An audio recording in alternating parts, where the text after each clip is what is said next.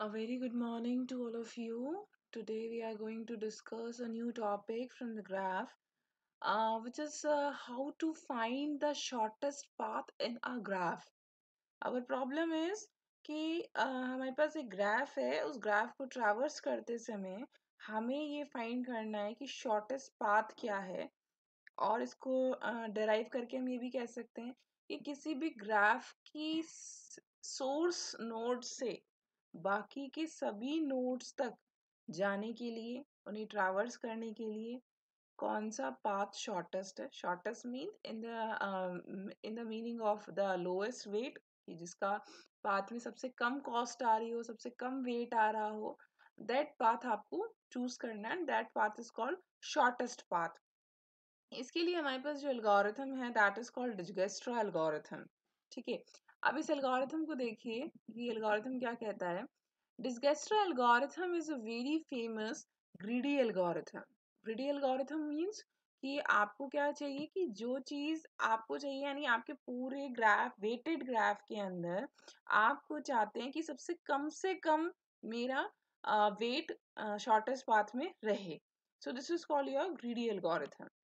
So it is used for solving the single source shortest path problem. देखिए, दो तरीके से सॉल्व होती है ये प्रॉब्लम्स. एक तो होता है सिंगल सोर्स, यानी आप एक नोड को सोर्स बनाते हैं और उस नोड से ग्राफ के बचे हुए सभी नोड्स के ऊपर जाते हैं. ठीक है, तो this is called single source. और एक होता है all pair of shortest path. All pair of shortest path मतलब कि किसी भी एक नोड से नहीं, आप एक नोड से बाकी का नोड, फिर उस नोड से बाकी के सारे नोड, इस तरीके से ईच. अगर मेरे ग्राफ के अंदर अगर 6 वर्टिसेस हैं, तो हर 6 की 6 वर्टिसेस अपने बाकी जो वर्टिसेस होंगी उनके पास जाने के लिए क्या पाथ होगा, that is called all pair shortest path algorithm. ये फिलहाल हम डिस्कस नहीं कर रहे हैं, हम डिस्कस कर रहे हैं single source shortest path algorithm. It computes the shortest path from a particular source node to all other remaining nodes of the graph. यही मैं कहना चाह रही हूँ. It is important to note the following points regarding to Dijkstra algorithm. First, Dijkstra algorithm works only for the connected graphs. पहली condition, आपका graph connected होना चाहिए. कनेक्टेड मतलब कि कोई भी एक सिंगल वर्टेक्स ऐसी नहीं होनी चाहिए जिसके पास आपके कोई कनेक्टिविटी ना हो, कोई एज ना हो. Next, Dijkstra algorithm works only for those graphs that do not contain any negative edge. आपके ग्राफ में कोई भी नेगेटिव एज नहीं होनी चाहिए. All edges, all weights in on edge should be positive. The actual Dijkstra algorithm does not output the shortest path. ये shortest path नहीं देता, एक्चुअली ये वे आपको पहुंचाता है, नियरेस्ट टू द मॉडल पहुंचाता है कि आप इस तरीके से अपना शॉर्टेस्ट पाथ फाइंड आउट कर सकते हैं. ठीक है, Dijkstra algorithm works for the directed as well as undirected graphs, दोनों के लिए काम करेगा. वर्किंग, अब ये देखते हैं हम कि डिस्गस्ट्रा एल्गोरिथम काम कैसे करता है. ठीक है, यहाँ पे लिखा है फर्स्ट स्टेप पे क्या करना है. One set contain all those vertices which have been included in the shortest path tree. Set बना लीजिए आप अपने सभी vertices का जो आप shortest path tree में यूज करना चाहते हैं. In the beginning this set is empty, तो obviously शुरुआत में ये सेट खाली होगा. Other set contains all those vertices which are still left to be included in the shortest path. और एक सेट ऐसा बना लीजिए जिसके अंदर अभी तक आपने जो भी वर्टिसेस है, जो अभी तक आपने जिनको ट्रैवर्स नहीं किया है, जो रिमेनिंग अनलेफ्ट अनटच्ड है, उनको आप उस दूसरे सेट में रख दीजिए. In the beginning this set contains all the vertices of the given graph. Step 2 में क्या करना है. For each vertex of the given graph two variables are defined as. First is, देखिए ये जो सिंबल है यहाँ पे आपको स्क्रीन पे जो सिंबल दिख रहा है, this one, this is called predecessor. Okay, predecessor of vertex v. ठीक है, which denotes the predecessor of vertex v. dv is the distance, shortest distance between the vertex v from the source vertex. ठीक है, initially the value of these variables are set like this one, कि आप predecessor v को nil मान रहे हैं क्योंकि आपका क्या है, source vertex है ये. दूसरा, the variable of D of the source vertex set to zero, starting में आप डिस्टेंस सोर्स का जीरो मान रहे हैं and the value of variable D for the remaining vertices set to be zero, infinite. Infinite इसलिए मान रहे हैं क्योंकि अभी हमने कैलकुलेट नहीं कहा है, वैल्यू कुछ भी हो सकती है, डिस्टेंस शॉर्टेस्ट डिस्टेंस कुछ भी हो सकता है, तो इनिशियली आपने उनको इनफाइनाइट मान लिया। और डीएस जीरो इसलिए माना है क्योंकि आप अपने बेसिक पॉइंट पे खड़े हैं, अभी यहाँ से आपने कोई ट्रैवलिंग नहीं करी है, यहाँ से कोई ट्रैवर्सिंग नहीं करी है, ठीक है। सो दैट्स वाई वो डिस्टेंस तो जीरो रहेगा और बाकी के रिमेनिंग वर्टिसेस के ऊपर जो डिस्टेंस होगा, वेरिएबल डी की जो वैल्यू होगी, that should be the infinite. Next step 3 में लिखा हुआ है, the following procedure is repeated until all the vertices of the graph is process. ये प्रोसीजर आपको तब तक करना है जब तक ग्राफ की ईच एंड एवरी वर्टिस तक आप नहीं पहुंच जाते। Among unprocessed vertices, a vertex with minimum value variable d is chosen. Its outgoing edges are relaxed. After relaxing the edges for that vertex, the sets created in step 1 are updated. अब देखिए यहाँ पे एक term आई है कि as relax क्या होता है, एज रिलैक्सेशन क्या होता है, तो वो देख लेते हैं यहाँ पे। इस ग्राफ को देखिए, consider the edge a, b in the following graph. आपको एक ग्राफ दिख रहा है सामने, इस ग्राफ में देखिए यहाँ पर क्या है, ये एस है, ये सोर्स है और ये दो एजेस है, सॉरी दो वर्टिसेस है। एस से ए तक जाने के लिए जो डिस्टेंस है that is called D of A, और बी तक जाने के लिए डी ऑफ बी है। लेकिन अगर ए से बी अगर आपको जाना है तो आपको प्लस डब्ल्यू ऐड करना पड़ेगा। बस प्लस डब्ल्यू मतलब कि आप पहले एस से ए जाएंगे, ए से बी जाएंगे। अगर ये पाथ अगर आप चूज करते हैं तो आपको डी ऑफ ए में डब्ल्यू ऐड करना होगा। तो पहले आप यहाँ से यहाँ ट्रैवर्स करेंगे, ट्रेवलिंग करेंगे, फिर ए से बी आएंगे, तो ये इतना distance plus this one distance is equals to D A plus W. अब यही कह रहा है वो, here DA and DB denotes the shortest path estimate for the vertices A and B respectively from the source vertex S.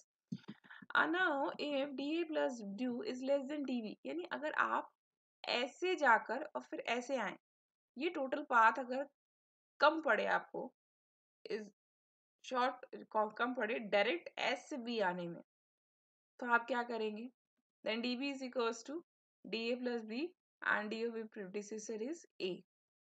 तो आप predecessor किसको मानोगे, ए को। फिर से सुनिएगा, देखिए मैं क्या कह रही हूँ।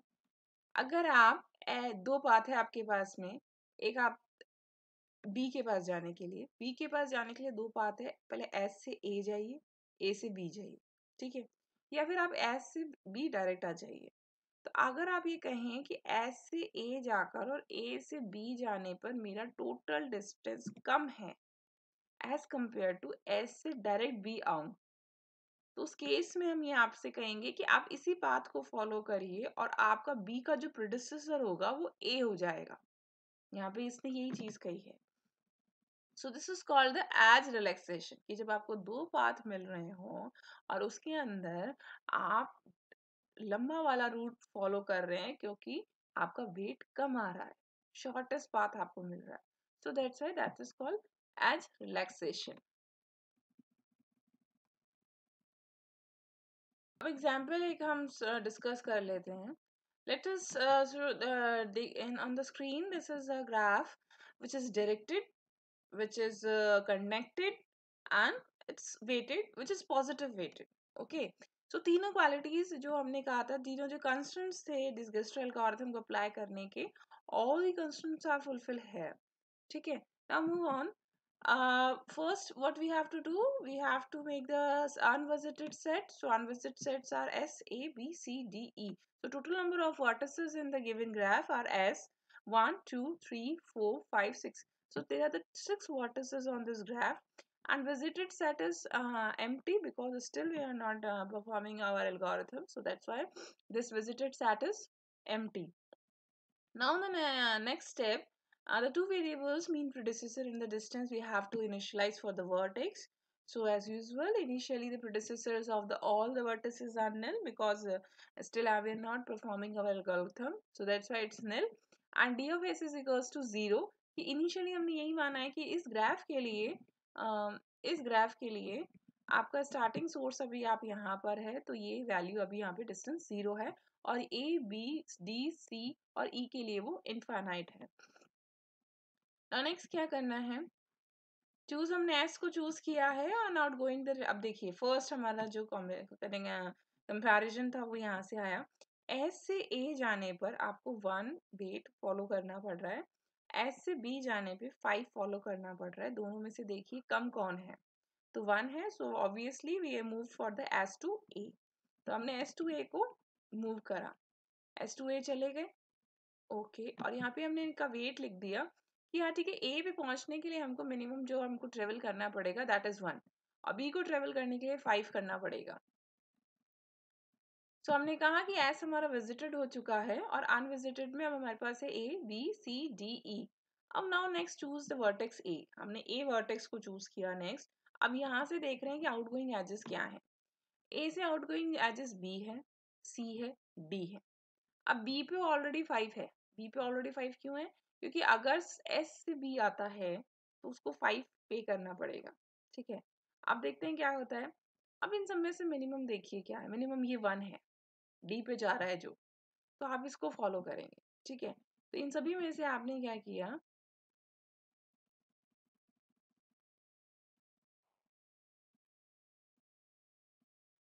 सबका वेट लिख दिया, ठीक है। फिर से मैं बताती हूँ, जब आप एस से ए आए थे, इस ग्राफ में देखिए, जब आप एस से ए जाते हैं तो आप 1 पे करते हैं, है ना। तो आगे की कैलकुलेशन में आपको ये 1 ऐड करना होगा, यानी कि ए से बी जाने के लिए आपको 2 + 1 3 फॉलो करना पड़ेगा, ए से डी जाने के लिए आपको 1 + 1 2 फॉलो करना पड़ेगा, और ए से सी जाने के लिए दिस 1 + 2 दैट इज 3 फॉलो करना पड़ेगा। तो ये जो इनफाइनाइट लिखे हुए हैं ना, यहाँ पे आप ये वैल्यूज लिख दीजिए। तो सिमिलरली आपने यहाँ वैल्यूज लिखी तो क्या आया कि बी का 3 आया, इसका 2 आया और इसका 3 आया। अब यहाँ पे तो 5 लिखा हुआ था, इस ग्राफ में देखिए ऊपर, इस ग्राफ में आप ये देख रहे हैं कि यहाँ 5 था, तो ठीक है। 5 कब था, जब आप एस से बी आ रहे थे, जब आप एस से बी आ रहे थे तो आपके पास 5 वेट था। लेकिन आपने ये देखा कि अगर मैं एस से ए और ए से बी जाऊं तो मेरा वेट 3 आ रहा है। तो अगेन आप मिनिमम चूज करेंगे, दोनों में से मिनिमम चूज करेंगे, तो 5, 3 में से मिनिमम कौन है, 3। इस वजह से आपका यहाँ पे बी पर 3 लिखा हुआ है। Is it clear. सो ये हमारा वर्टेक्स बन गया और हमने ए को ट्रावर्स कर लिया है, तो विजिटेड सेट में हमने ए लिख दिया। अब ए लिखने के बाद में मिनिमम कौन था, ये था डी। अब आप डी से नेक्स्ट मूव करेंगे, डी से मूव करेंगे तो डी से नेक्स्ट एज जा रही है वो जो ई पे जा रही है और वो 2 है, तो ऑब्वियसली ई पे टोटल वेट कितना हो जाएगा, डी का 2 प्लस इस एज का 2, तो 2 + 2 = 4, तो यहाँ पे 4 आएगा। तो आपने देखा कि मैंने यहाँ पे 4 लिख दिया, ठीक है। हाँ, मेरा जो शॉर्टेस्ट पाथ है वो इस तरीके से जा रहा है। अब मैं देख रही हूँ कि मैं अपनी सभी वर्टिसेस को,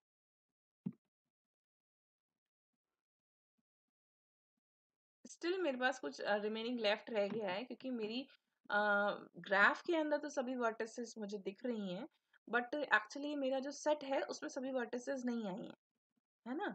तो अब वो मेरे को वही देखना है कि मैंने इस विजिटेड सेट में क्या क्या है एस ए डी। अब नेक्स्ट आप देखिए, नेक्स्ट आपके पास बी है अनविजिटेड वर्टेक्स में, तो अब आप बी को चूज करिए। अब बी को चूज करके अब आप शॉर्टेस्ट पाथ फाइंड आउट करिए। बी बी से डायरेक्ट कहाँ जा रहे हैं, डी पर। इस ग्राफ को देखिए, इस ग्राफ से आप देखिए बी से आप कहाँ जा रहे हैं, डी पे। क्यों, क्योंकि बी से डी पे जाते हैं तो आपको वेट कितना मिलता है, दैट इज 2। तो 3 + 2 = 5 होना चाहिए। अगर आप बी से डी जाएंगे तो 3 + 2 कितना होना चाहिए, 5। लेकिन हमारे ग्राफ में हमने देखा था कि अगर हम ए से बी जाएं, ए से डी जाएं, यानी एस से ए से डी, तो 2 आता है। तो ऑब्वियसली आप कौन से पाथ को चूज करेंगे, इस वाले को, है। तो आप बी से डी ना जाके कहाँ से जाएंगे, एस से ए और ए से डी, ठीक है। तो आपने बी को ट्रावर्स कर लिया। अब सी की बारी है, सी को देखिए। सी से डी भी कनेक्टिविटी है, एक मिनट मैं ओरिजिनल ग्राफ आपको दिखा दूं। ये देखिए ओरिजिनल ग्राफ है, आप इस समय सी को ट्रावर्स कर रहे हैं और आप देख रहे हैं सी से डी पे भी जा रहा है और सी से ई पे भी जा रहा है। तो आ जाइए नीचे, देखते हैं कि अब आप क्या करने जा रहे हैं।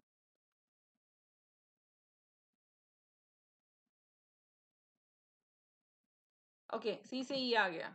सी से ई जाते हैं तो 1 मिलता है, ऑलरेडी सी पे 3 वेट था और ई पे कहीं और से 4 आया है।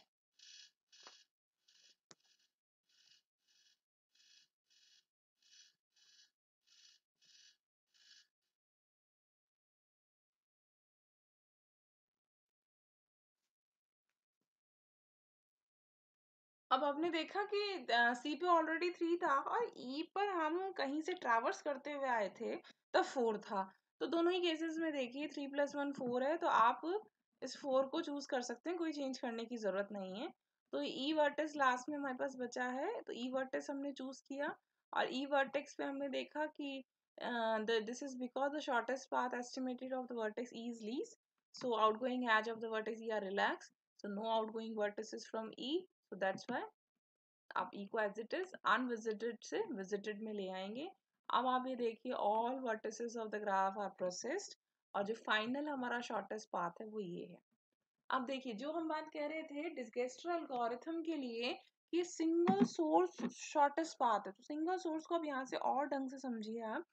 सिंगल सोर्स ऐसे इसलिए इसका नाम एस रखा है, यहाँ से ए पे जाने के लिए एक वेट देना पड़ेगा, यहाँ से बी पे जाने के लिए आपको 3, अगर मैं ये मानूं कि एजेस पे जो लिखे हैं ये मीटर है, किलोमीटर है, तो आप ये समझाइए कि ऐसे ए पे जाने के लिए 1 किलोमीटर ट्रेवल करना पड़ रहा है, ऐसे बी जाने के लिए 3 किलोमीटर ट्रेवल करना पड़ रहा है, ऐसे सी जाने के लिए 3 किलोमीटर ट्रेवल करना पड़ रहा है, ऐसे डी जाने के लिए 2 किलोमीटर और ऐसे ई जाने के लिए 4 किलोमीटर ट्रेवल करना है।